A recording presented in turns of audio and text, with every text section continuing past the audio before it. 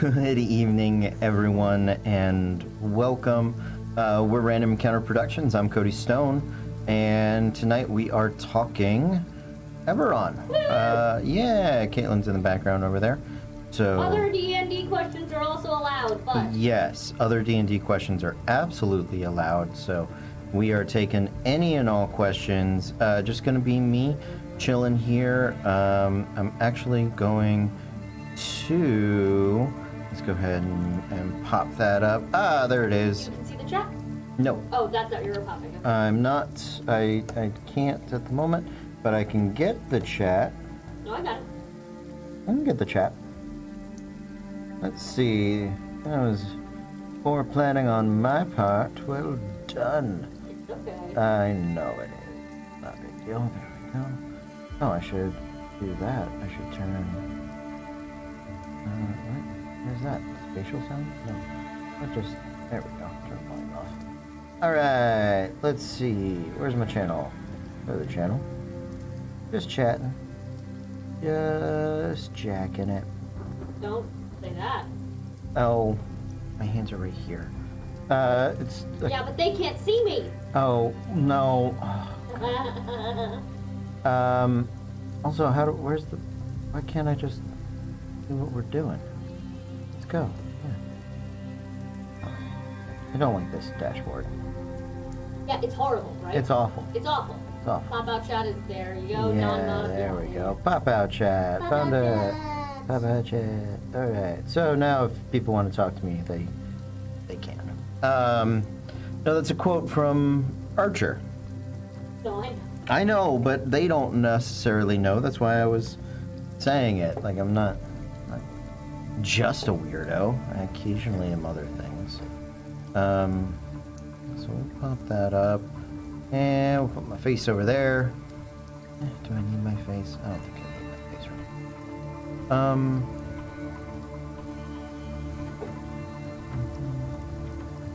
Yeah. Oh, my face went away. Oh, my face is back. This is all interesting things that are happening. We're just gonna... There we go. Alright. So... Your face never went away on the Twitch. That's... Yeah. I don't always know what's happening. That's good. Alright, let's click on over to Project Eberron. See how everybody's doing today. Alright, seeing some people. We're making nation selection at the moment. So if you are a part of the mega game, if you have selected that as your name, no, not name, role, that's the word I wanted, then you can head on over in the Thronehold section. At the bottom of the Thronehold, it should say nation selection. Little message there, and basically we're taking emoji votes for who you would like to play as. You can pick up to, give me your top 3. And then we'll probably go through and if there's multiple people, if we have enough people for there to be like one on everything and some extra where it's like, oh, you get a buddy to help you out, that would be one thing. But if we don't, then we will we'll do roll-offs.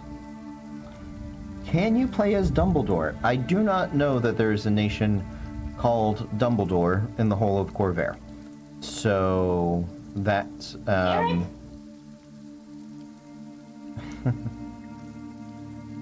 no, Eric. It's good to see you, buddy. I hope you're doing well. It is unfortunate. I know. There are too many terrible jokes about the magnitudes of people living within Dumbledore that we just couldn't allow it. I'm sorry. I'm sorry, guys. So yeah, I've also put up the Corvair Sentinel, the sort of a united press front. Yes, I emoted to that. I know. I recognize. Listen, I was gonna. If someone else had, I wasn't going to, but no one else had yet. And boy, do I want to be in charge of the newspaper. Okay, you can. I feel like it would be fun. Yeah. You can absolutely be in charge of the newspaper. So for the first playthrough, for the first like playtest, I'm thinking Eric's thinking of jokes, is what he's thinking of. But I'm aware. if he was genuine, he would be thinking of Ondair, because they are where Arcanix sits. So that is the most prestigious magical school in the entirety of the Then continent. he's not wrong. Yeah. Yeah. Ondair has a wonderful magical sort of history, which is great. And I tried to. So, I popped up Ondair there. So I had done a bunch of these nations. Now I'm going back. I'm redoing some of them to sort of fit the legible format that is here. I'm hoping to start posting these on each of the individual nations' like information pages. People can access them, and then once nations are selected, I'll let people start being able to edit them. Hopefully, I'm gonna keep some backups though, because I don't trust anybody. But I did try to reflect in certain skills. Now, I had special abilities for all the nations originally, but I want people to read about their countries. I want them to know about them and develop some of those things. So you can tell their intelligence score very high, gather information, lore, both of those things are proficient skills for them.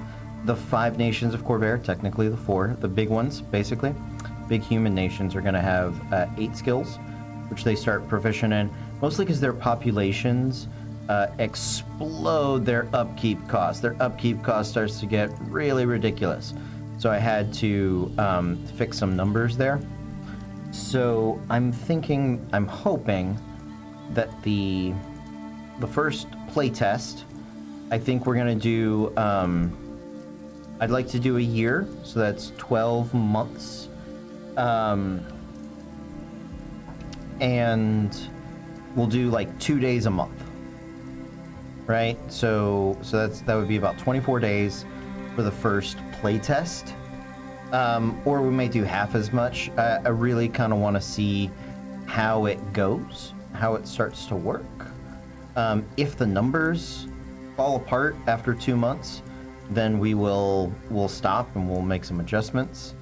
But yeah, that's one of those things. But also over here, the Knights Arcana or Arcane, that is listed one of the specialty units of Ondair in a lot of its stuff. I'm gonna highlight that so people can see it right there. Yay! I'm gonna reset it. Ha ha ha ha! I give and take away color. You are having fun. I'm trying to entertain myself. I like it. Trying to entertain other people, really. I'm fine. But also arcane missiles. And one of the things I did for them is all of their units, because they had magical support, I gave them a +1 bump to attack and power here. And that I thought was a good way of showing that. It is using the army system from Strongholds and Followers. That is correct. I found a really wonderful online unit builder that I've been using to make these. So the upkeep cost, instead of it being in hundreds, I just sort of take the first number there for the total cost. I round it up, or round it appropriately, right? So over 50, you round up, otherwise down. Then I created the upkeep, do little numerical math here. Not just upkeep in wealth, but also goods. Should represent like arms, armor, wagon wheels, horses, I guess, whatever. Food, and then paying your troops. Yeah, so I enjoyed it. I really enjoyed the system. I found a lot of the Stronghold stuff to be kind of overpowered and a little for my taste, but I like a lot of the ideas, so I really like the units. I'm looking forward to Warfare, Kingdoms and Warfare. I didn't back that one, I couldn't do it, but I'll pick up the book when it's available. So yeah, for any military actions, I figured we would use that rapid system, where it's sort of you like take all the numbers, you compare them, you add some percentages, and then you roll like twice or something, and reach an outcome that way. So that's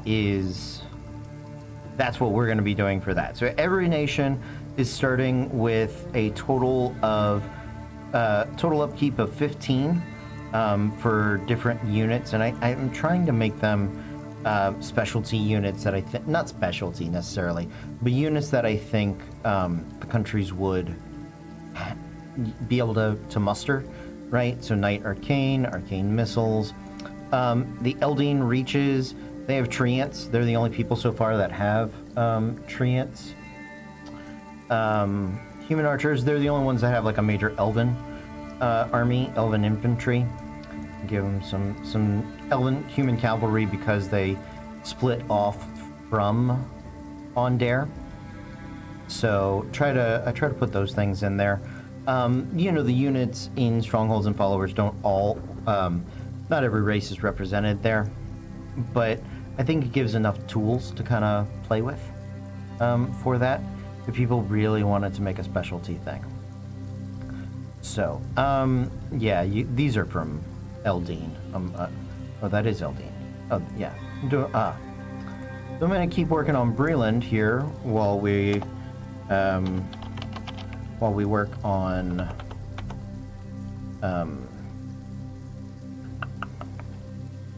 while we check out any questions that come up. I believe is his name. I'll get his name in a moment. So I did the upkeeps. Income is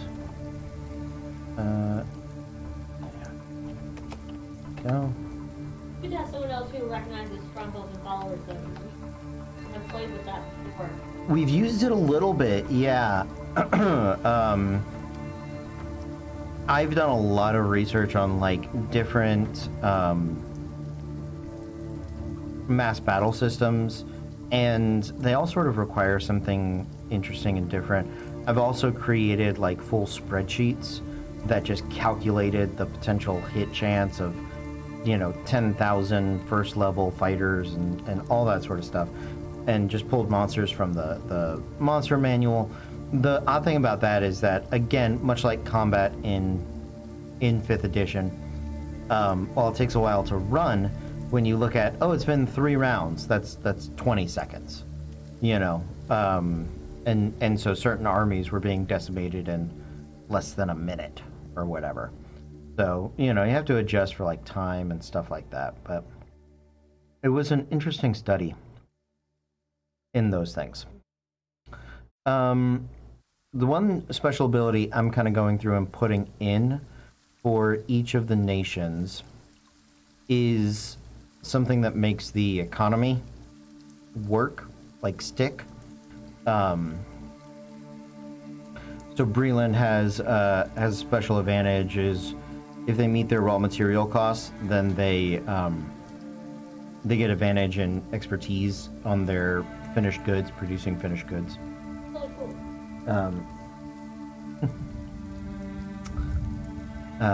So there's that. Oh, and I did have, let me see, of this, of that. I don't know if the chat's showing weird things. Hopefully not.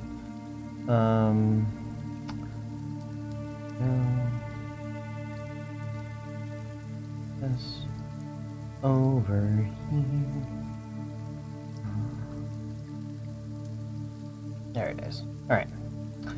So I had already, like I said, already done some Breland work.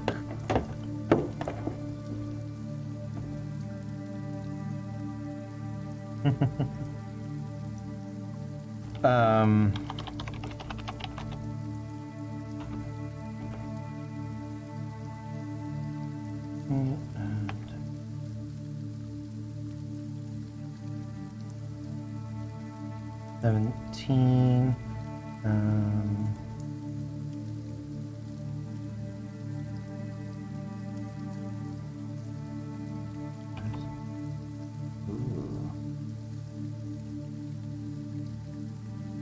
Oh, that is.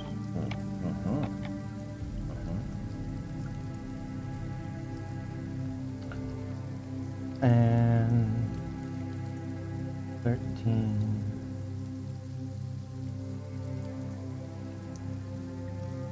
Toughness 13. Cost 7. 3.5. Traits. Courageous and martial. And I actually realized that I should be able to just grab it from one over here. Let's give it a try. Copy and face values only. Let's see. Did that work out? It did. Look at that.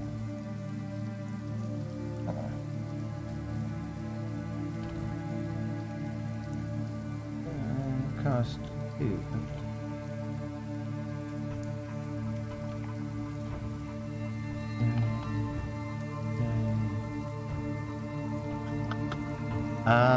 That doesn't, yep, there we go. Take that.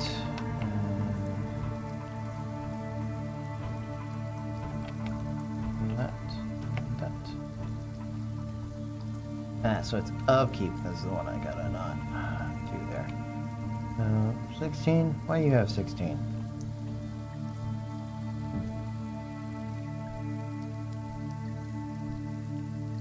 Learned how to spell 23 this morning. But I don't know how to respond to that. you learned how to spell his IQ. Oh. You always do so good, my friend. We do miss you, Eric. We miss you so very much. Hope you're doing all right. Marshall. Yeah. I miss playing Gloomhaven.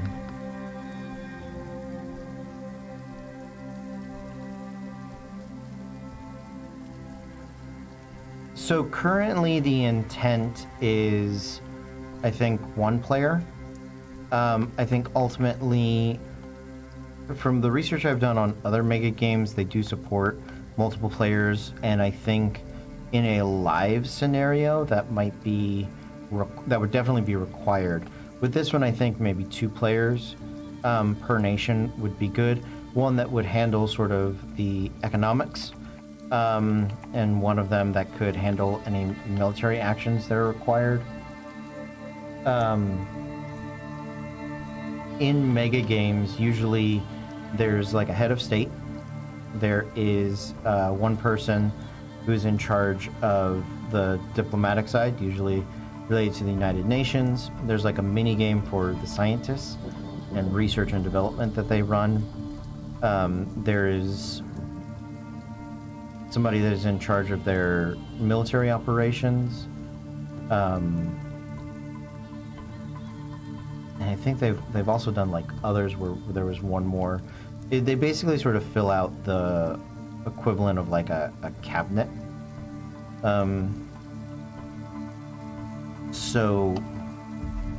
But I think having that many players is required in like a mega game where you are doing things live and in a shortened time frame, right? So everybody has to do something in order to not only contribute to the success of the team, but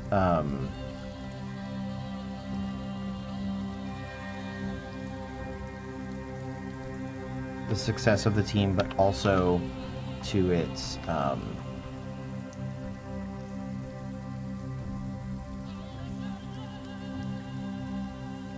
being able to keep up with things that are happening. My brain, I apologize for that.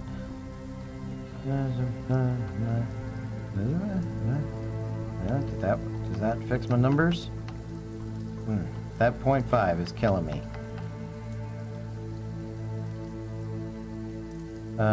Okay. Well, let's do this. Put that there. Pop this open.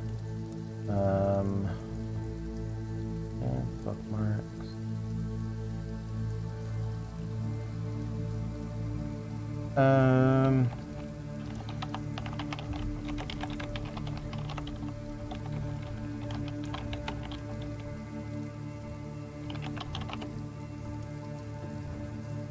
There it is. Nice. Okay. So for my red cloaks, I believe they were human. They're a D8. I think they have heavy. I think they are elite. They are infantry. They have the martial bonus there. Cost of 5. Super heavy. Super elite.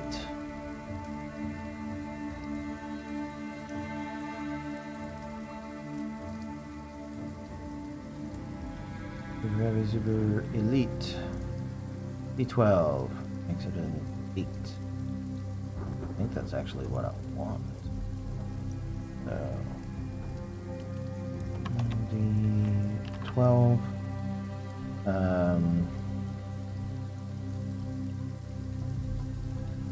466 13 466 17 13 cost 8. 8 becomes 4. There it is. Numbers fixed. Got it? Yeah. Yeah. Fixed them. Can we fix it?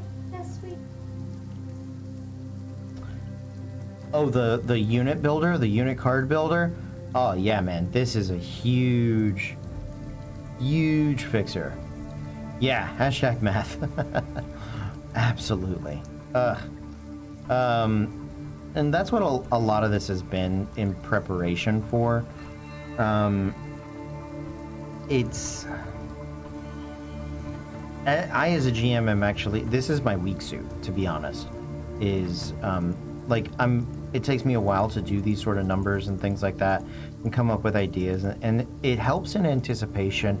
I am pretty good at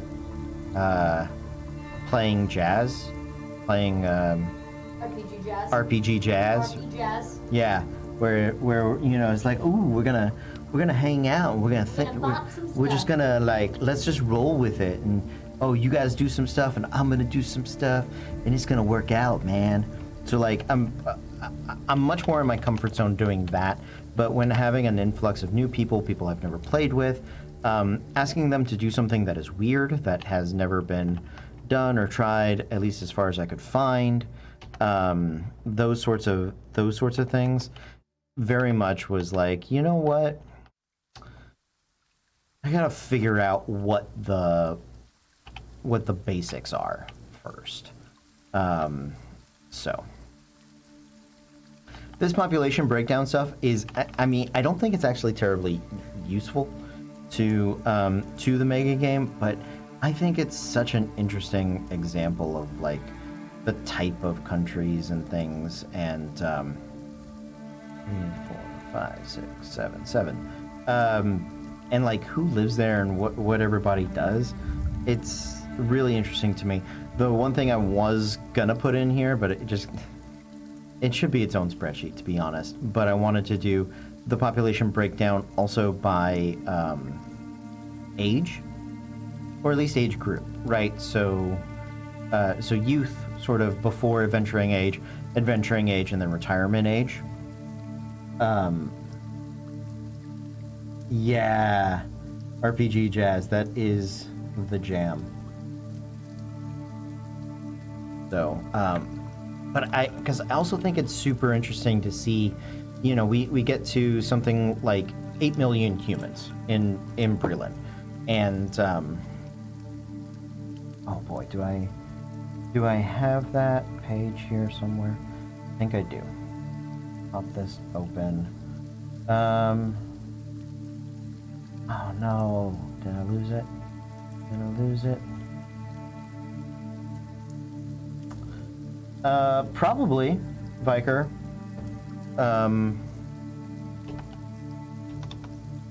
Oh no, because you're not seeing the non-binary.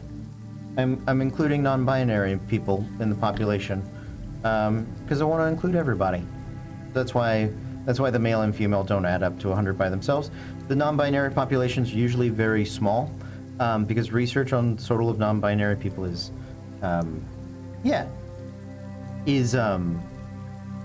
very hard to come by. It's usually a percentage of like an LGBTQ population and things. Yeah. We're trying very hard to acknowledge and be inclusive right out the gate instead of waiting for people to ask for it. Yeah, absolutely. Yeah. It's something I wanted to include. It's tough to break it down beyond non-binary. I don't want to get like, I want to include everybody. I also don't have like solid data to kind of break things down that far, so I feel sad about that. I hope they are not offended by being included in that, but what I did try to do, which hopefully is helpful, is that the races that are, like you see on this one, has a higher percentage of non-binary. I think this is, find out, treants. So treants, trees, did a little research, actually can have gender. Yes, they can. But they can also change gender. So they had a high one. Yeah. The changeling population, so I include all the races in every population. I think this says Breland. This isn't Breland yet. This is still Eldeen reaches. So here's what I'll do. I'll actually flip over to Eldeen so that we're looking at the right thing. Because I have to fix Breland, is essentially what I was getting to. But pretty small changeling population in Breland, 2% of their other population. But you can see right here, and what I'll do is I'll just go ahead and click this to make it a little easier to read. I'll go ahead and highlight that for people. I made 50% of their population as of the changelings as being non-binary, which I would include like intersex or I guess other pluses and others. Some of the other ones that have that, so like treants have a high population. Warforged and is another one right here, and I did the similar thing with the Warforged. They have a different number because Warforged were created specifically for combat. I gave them a higher population in male, although you will notice most of the time males are the lower population per race. So I tried to do a little research in that. And then because they would be in military situations, so I figured that they would be more exposed to masculine personalities. And they may choose to identify that way. But again, the non-binary is 30%. There's a high population in Warforged. And you know, maybe the Warforged should be a little higher than that. Maybe it should be like 40, 30, 20. Or, excuse me, maybe it should be like 30, 20, 40, something like that. Actually, I do like that one a little better, that kind of breakdown.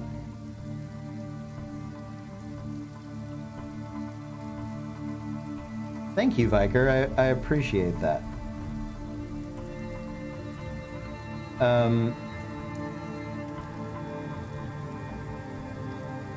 So yeah, that is very helpful. I don't put any of the populations below 1% for non-binary people, and then I try to find the races. Races that are based on, like Yuan-Ti purebloods have snakes as background. Snakes are capable of changing genders, but give them a slightly higher one, although I do err on the side of their human counterparts. What else do we have? Oh, Magebred,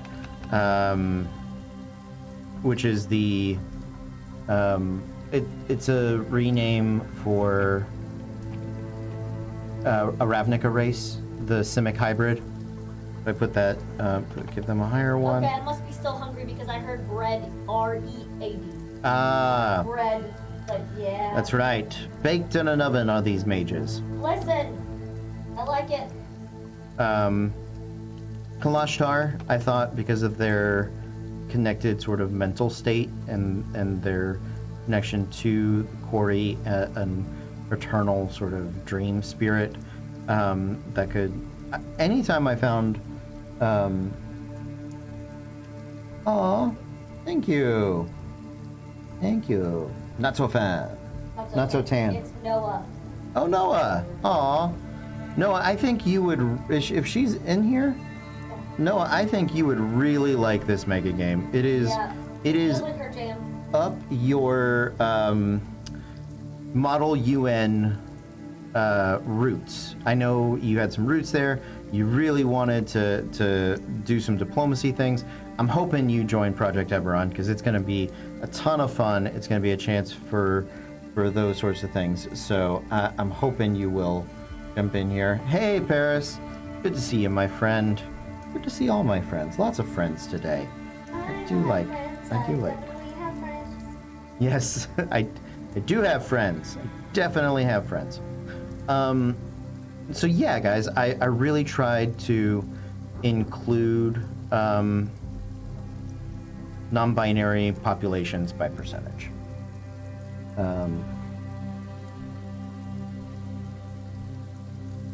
It's all good. Yeah, there's a separate server for it. Friend of friend from law school? What? Answering ladies who get your phone. Oh. Yeah. Noah, where are you moving? I haven't been able to catch up with you as soon. Wait, say what? Move to DC. Awesome. Well, if you get the chance, we got a different server for Project Eberron. We'll send you over to it. We invited a bunch of friends from TikTok and from some other places. We're trying to include different friends, different people there. So, but yeah, I also tried to do things like with the Leonin and Tabaxi, since big game cats tend to have lower male populations. I kept them closer to 50-50 because I didn't think Leonin needed to socially drag out and kill the young males. They have a birth population of 50%. But I tried to have little reflections in that. Honestly, I don't know that any of this would ever come up, but I think I could create some sort of like random chart to like roll NPCs on. Be like, what country are you in? Well, you have a better chance of meeting these people than other people. So.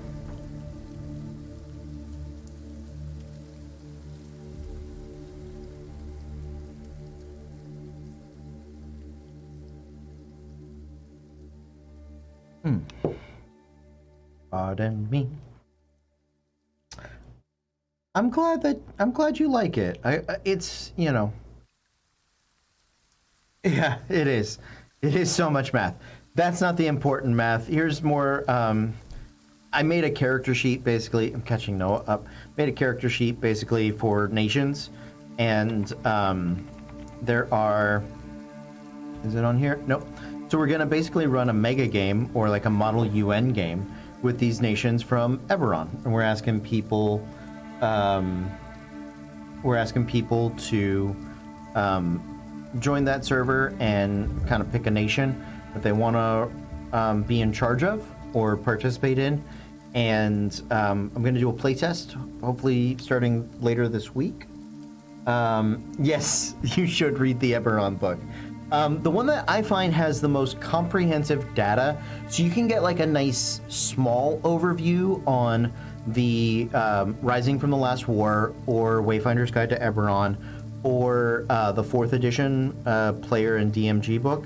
But you should be able to find some free downloads because they are so old and out of print now for Eberron campaign setting from 2002.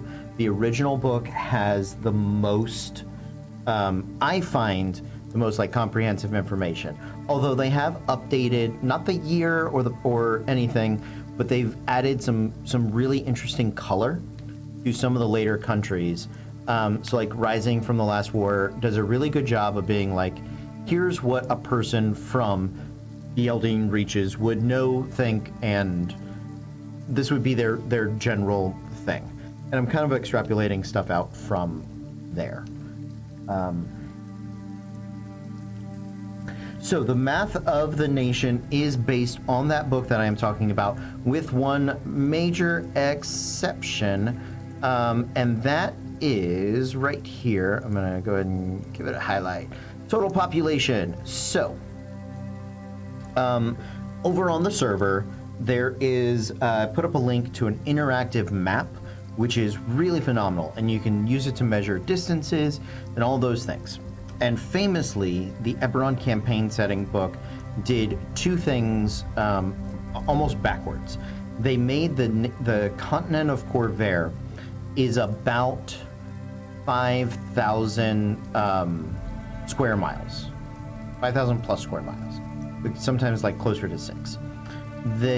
Which, for reference, Europe is like 3,500. If you like all of North America, so like Mexico, US, and Canada is close to 5,000, right?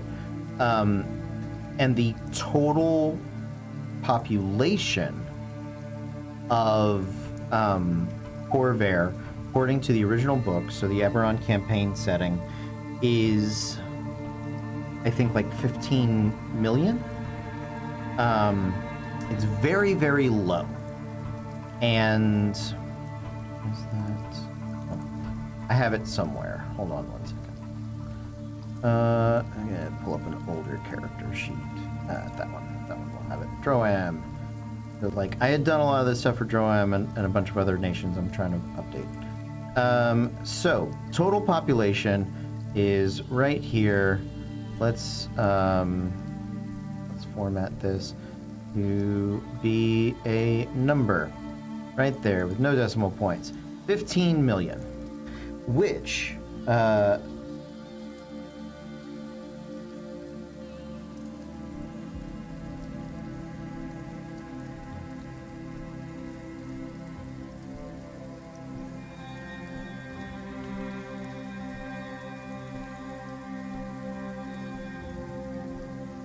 yeah, I might have said the wrong denomination there, Biker. Because he, like, measured actual maps. Yeah. You can Google it, but it talks about how, so actually right here, how does everyone fix the absurdly low population levels in Eberron?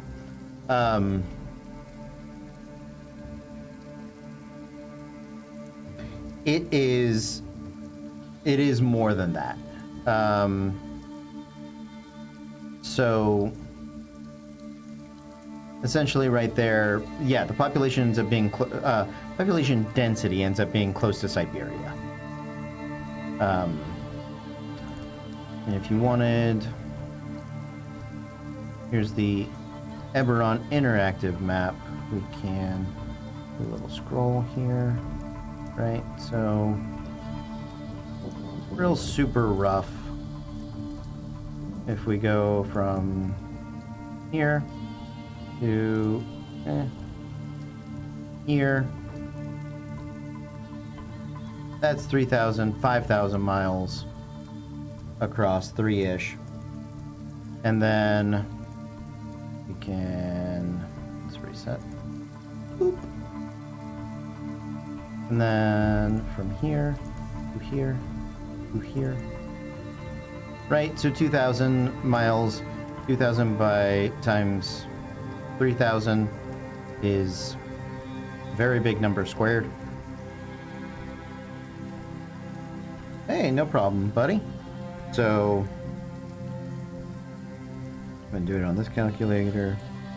3,000 times 2,000 is, yeah, 6 million. 6 million square miles. It is in millions. I said thousands, I apologize. How dare you say a number wrong? Spectrum hates all of us! So, yeah, the big war is a reason for low population density. Spectrum does hate all of this. It is in millions of miles. I apologize about the 1,000. It is in millions of miles. Back. Oh yeah, so you're kind of seeing one of the things I ran into. Yeah, so Europe is around 3 million square miles. I think Asia is around 9 million square miles. I think the US is around 5, or like North America, around 5 million square miles. So just finding a frame of reference, right? The other thing is that looking at wartime populations, because a lot of the fiction around Eberron is it mirrors in spirit and in tone the 1920s and 30s, the post-World War I, pre-World War II era. That's where it pulls a lot of its pulp and noir influences from. It's where it pulls a lot of its eldritch horror influences from. It's also recently ended a huge war, and there is the impending fear of one that is coming, right? So, looking at, I did European nations research at following World War I was around 300 million, 320 million, 319, it's close to that. So, the one thing that I have done is basically multiplied the entirety of this population by 10. So it would be 150 million people on the continent of Corvair as opposed to 15. Because it starts to do things like Sharn, the city that is our fantasy New York, largest city in the entire continent. It is on a precipice of a elemental air plane, so it has mile-high towers. Literally described as that. It's about 6 miles in diameter or radius, one of those. Diameter. 6 miles in diameter, mile high. 200,000 people is the population cited for the city of Sharn, which means everybody would get to live in like a 3-story house per person. So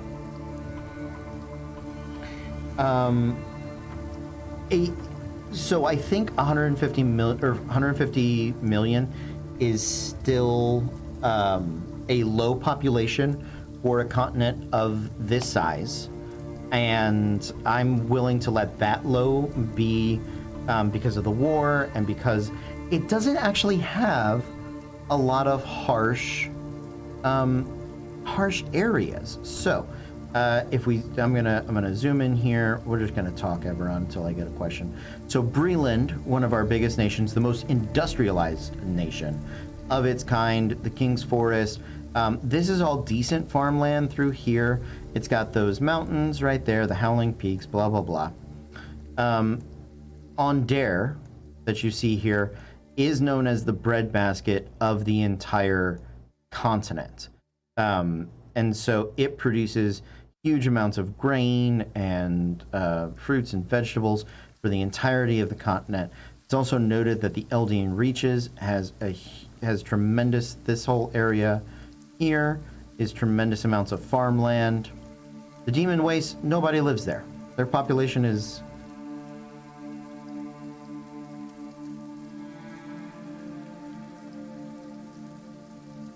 60,000. It's mostly demons.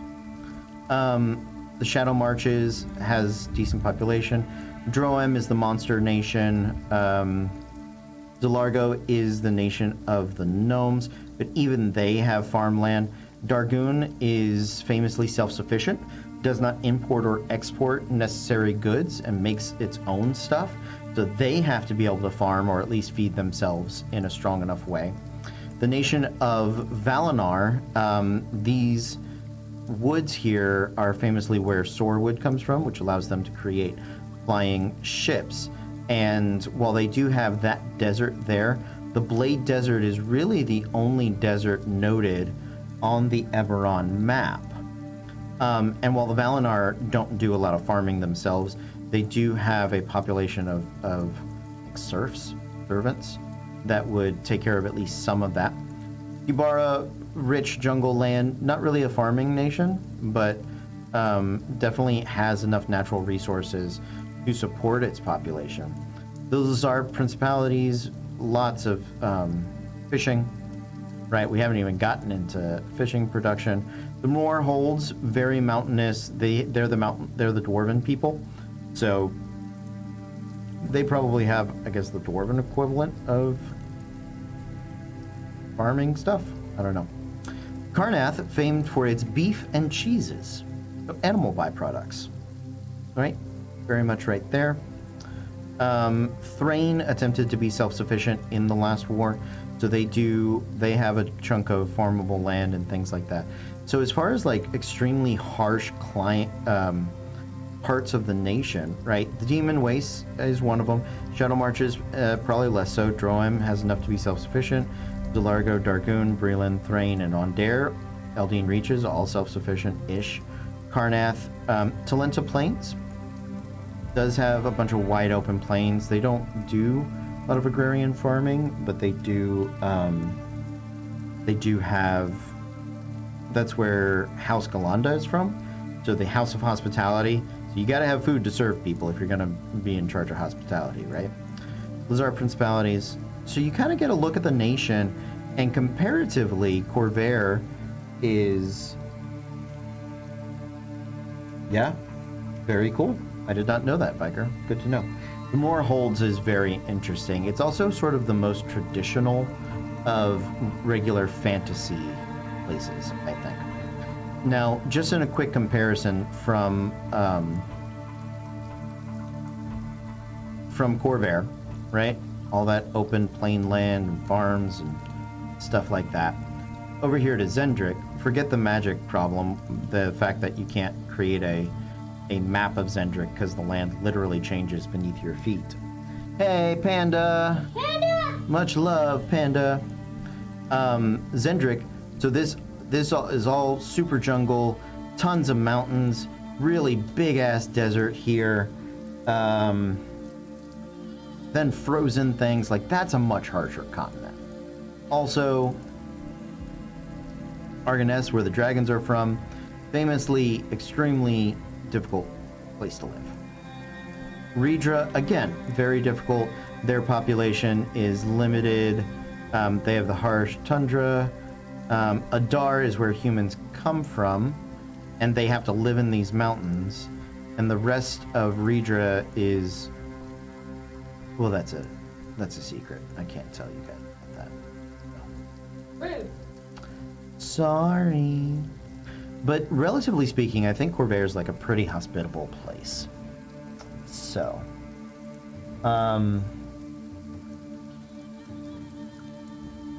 so yeah, if you guys have any questions, please keep tossing them my way.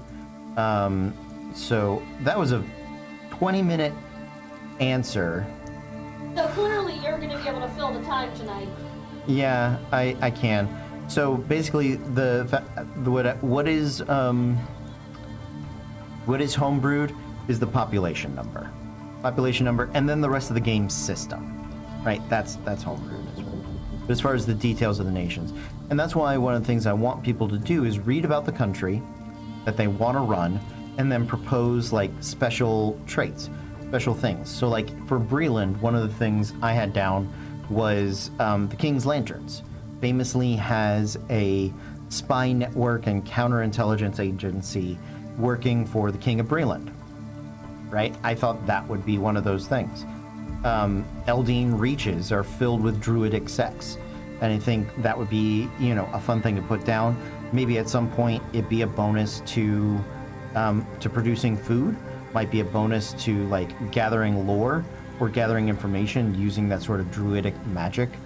That was one of those things. Ondair has the most prestigious magical schools, so definitely gave them lore, but they also have the royal eyes of Ondair, so they have some gather information. But I think putting those things down as like special abilities or special things that make the country special is a chance for what is he doing? How'd he get in? It's fast. Who opened the door? Eddie, Oh. why do you want those? He wants the box? Okay,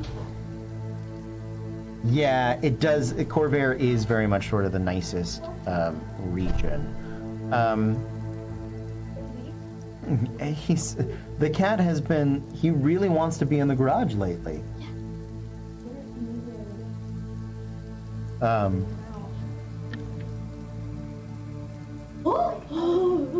Cats. For someone who doesn't like cats, that's suddenly. Oh no. So, one of the other things based on the population is sort of the endurance points, the hit points for the countries. Bigger nations, harder to upset.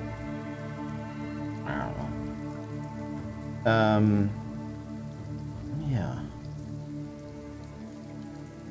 Do you guys have any other questions? I hope this is interesting. One of the things I am working on is also a mass combat system for the play-by-post. Not mass combat. Montage. Montage combat. There. Montage combat. So my basic idea right now, these are things I use to calculate. There's no labels on it. So this is a chart of sort of actual armor classes, hit points, attack, rating, damage per round. We usually average over 3 rounds, the DC and save bonuses per challenge rating. It's been a nice Sunday. So my idea is currently, if you're facing a level 4 challenge, because you're a level 4 party of 4 people, that's what they're usually rated to be. I find that if it's an on-par challenge, usually the team would defeat it without using anything special in about 2 to 3 rounds. Montage is for parties of adventurers in play-by-post. So what we ran into with our last play-by-post game is that when we started running a combat, we have 4 players, the GM, and his 4 monsters, let's say. Every player's turn takes about a day for them to decide what to do, write, roll, get a response, and do. And then in between each of those, I would be saying something. So 2 rounds of combat for 4 players is between 8 and 10 days. So what I would really like to do, and that's what kills some of the momentum of the play-by-post. What I would rather like to do is be like, okay, you guys, we're writing this is all in text. You guys are coming across the Kuthrik hive. You hear the chittering. We're going to go into combat. It is a challenge rating 3 encounter. You guys are 1 level above that, so we're going to assume you're going to take care of it in 2 rounds. So you guys can suffer 40 points of damage and just automatically win. You're going to win. We're assuming that. Because if it was hard enough for you guys to lose, we might do something different. Or do like a chat thing. Maybe I'll have a different system. I don't know yet. But you have a chance to declare, well, if I use a spell slot, I'll deal some extra damage, and then we might get through the encounter faster, right? If the cleric heals some of that 20 points of damage, and it's not 20 points to each player, not 20 points to one specific person, you get to spread it out how you guys want. But if you're a level 4 character, you've got maybe 30 hit points, you don't want to dump 40 points of damage on your tank. And I think having characters taking in a role is something that they can do. I think the tank gets to decide who takes the damage. I think some of these other things, like if you are fighting a monster or an encounter of something that is a single entity, has a lot of hit points. Would you please reassure Jeremy that the spreadsheet is not normal dungeon master behavior? Oh no. This was a private text I got where he panicked looking at the spreadsheets and thought that was just Dungeon Master. No, that's not. This isn't even my normal Dungeon Master. Yeah. This is not my normal Dungeon Master. This is Game Designer, Yes. is what this is. So, Jeremy, I assure you, this is not something you need to do. This is not something that is common to do. This is more Game Designer than it is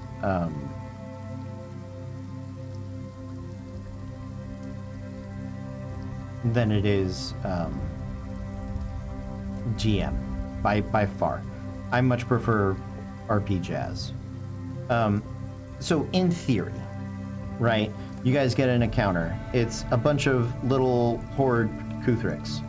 So it'd be like, Kuthrix, CR 3, special abilities, horde, right?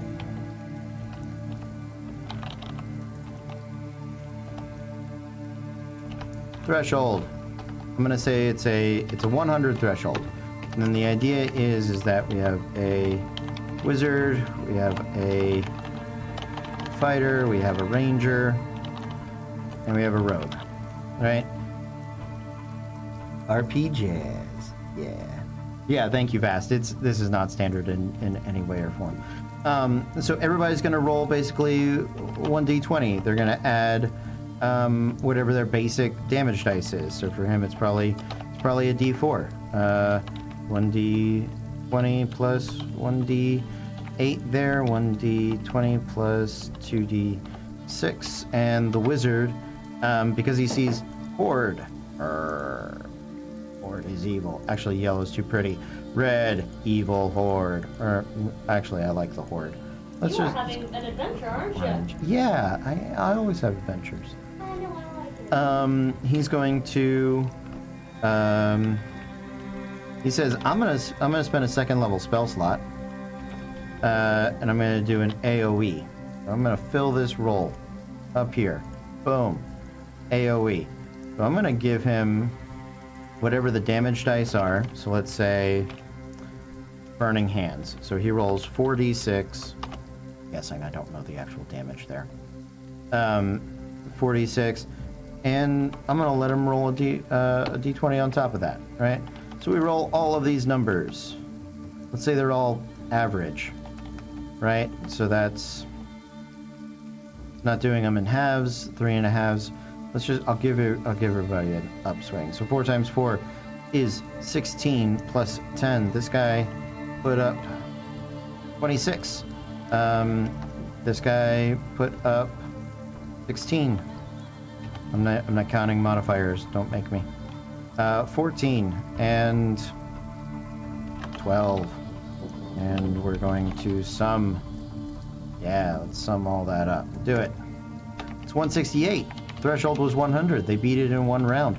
So they only have to take whatever the challenge rating of a challenge rating 3, I think we said was 20 points of damage. Boom. So we come over here and we say, yes, you guys suffer 20 points of damage. You burnt that spell slot. You have to click off the spell slot. I added the threshold. I did. Thank you.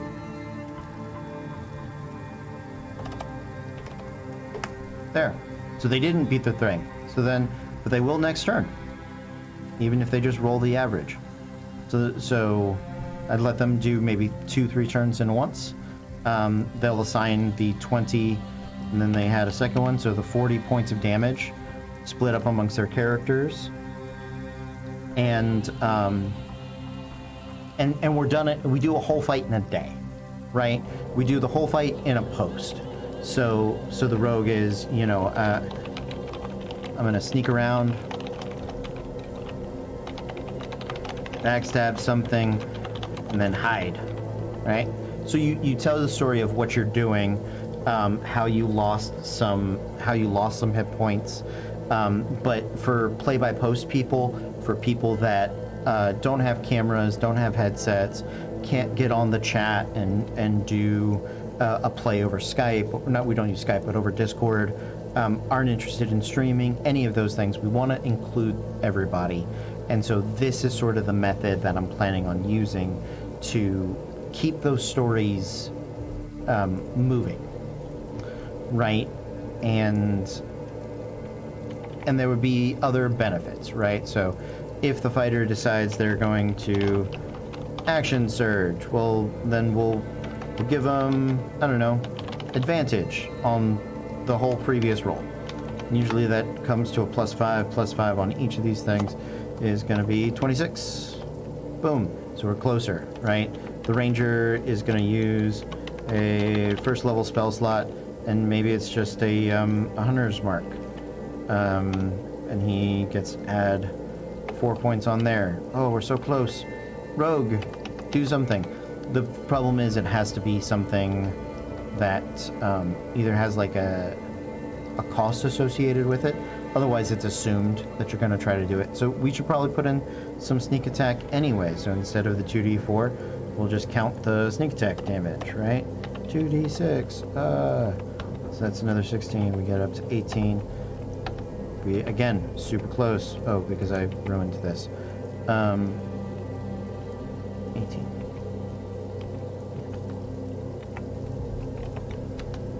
Right. But you're making these decisions before everybody else. You're kind of doing them at the same time. And it becomes a question of, you know, are you gonna risk using a spell slot, your action surge, those things if you don't know you're gonna be able to take a break.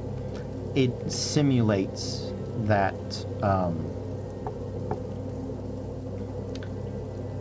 decision-making process during combat for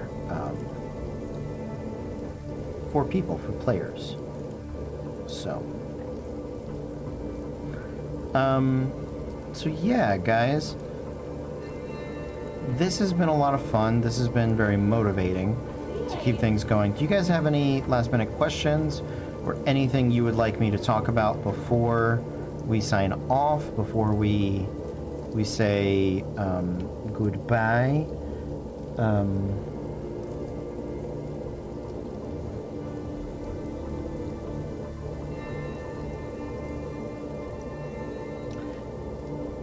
Thank you. Yes, I appreciate it. I am feeling a bit better. I do get a little overwhelmed. I do have some depression and things like that I struggle with. So I am always so very grateful when people have patience with me. And I really, really do appreciate it. So I'm hoping to post in the days to come. As I finish these nations, I'm going to start to put them up on the Discord in the information section for those nations. I'm going to put up a rough version of the montage system so that we can start there.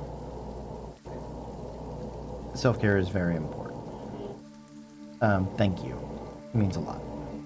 And if I can get the montage system running, I want to start doing some play-by-post games, or at least start some, maybe not like full adventures, but what I'd like to do, I think, is open up the city of Sharn and let people write different encounters, and maybe have like a random fight against a gang, or a random bird flies by, dinosaur bird, rock bird, whatever, something like that, right? So that we can kind of stress test the combat system and see how that goes. And what I'm thinking is we start the normal thing at like 3 rounds. So everybody makes a decision. Round 1, are you going to use something? Round 2, are you going to use something? Round 3, are you going to use something? And if you say yes on round 3, but it dies on round 2, then you get that back. I think that's a nice way to do that. And I want to do like a 2-week 3-week real-time test of the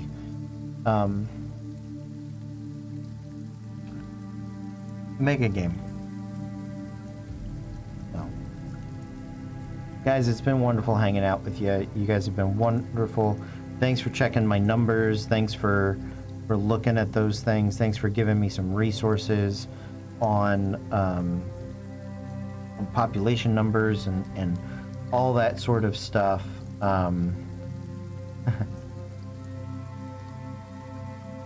Thanks for being excited about it. It helps. So yeah, millions of miles. 5 million, 6 million miles, something like that. I do my best to research things. Specifically. So, I love you too, Panda. Thanks for being my friend. Thank you guys for being excited. Thank you for wanting to play. Thank you for being patient. I worry that people will lose interest if I don't get things done fast enough. You guys have been fantastic. I'm super excited to see how it goes. This has always kind of been my kind of an RP design dream. And it's one of those things that there's so many wonderful